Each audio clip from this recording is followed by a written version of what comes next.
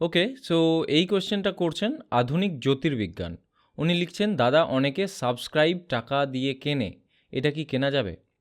ওকে, so আমার মনে হচ্ছে উনি যেটা বলতে চাইছেন যে দাদা অনেকে সাবস্ক্রাইবার টাকা দিয়ে কেনে, এটা কি কেনা যাবে?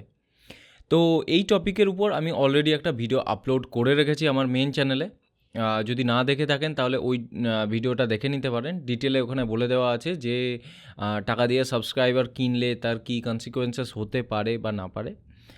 তো যাই হোক, যারা সেটা না দেখেছেন তাদের জন্য আমি বলে দিচ্ছি। দেখুন, স্ক্রিনে যদি দেখেন তো এখানে দেখতে পাবেন যে এটা হচ্ছে ইউটিউবের top invalid traffic and policy violation that lead to account closure. এটা একটা পলিসি, ঠিক আছে? তো এই পলিসির যেটা একটা ফোর্থ পার্ট দেখুন, generating or receiving automated or bot service. তো এটা যদি আপনি ভালোভাবে পড়েন তো তাহলে দেখতে পাবেন যে আর্টিফিশিয়ালি ইমপ্রেশন, ক্লিকস, যেগুলো এই অটোমেটেড সার্ভিস বা আপনার সফটওয়্যারের থ্রুতে মানে জেনারেট করা হচ্ছে, সেগুলো প্রহিবিট করা হচ্ছে, মানে ইউটিউব সেগুলোকে প্রহিবিট করছে। মানে এগুলো যদি হয় তাহলে আপনার অ্যাকাউন্ট বন্ধ হয়ে যেতে পারে।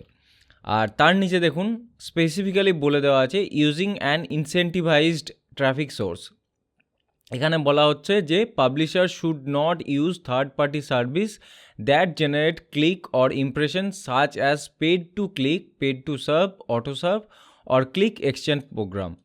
এখানে ক্লিয়ারলি বলা হচ্ছে যে পাবলিশার্সদেরকে এরকম কোনো থার্ড পার্টি সার্ভিস ব্যবহার করা উচিত নয় বা করা থেকে বিরত থাকতে হবে।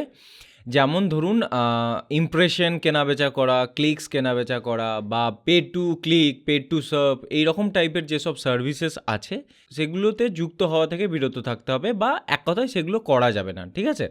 সো এখানে এই পলিসিতে ক্লিয়ারলি বলে দেওয়া আছে, ভালোভাবে পড়ে নেবেন তাহলে বুঝে যাবেন সব কিছু। তো এইগুলো করলে আপনার চ্যানেল বন্ধ হয়ে যেতে পারে, বা হয়তো আগামী দিনে আপনি যখন আপনার চ্যানেলকে মনিটাইজেশনের জন্য পাঠাবেন তখন ইনভ্যালিড ক্লিকের জন্য হয়তো আপনার চ্যানেলকে মনিটাইজেশন দেওয়া হবে না। ঠিক আছে, বোঝা গেল তাহলে?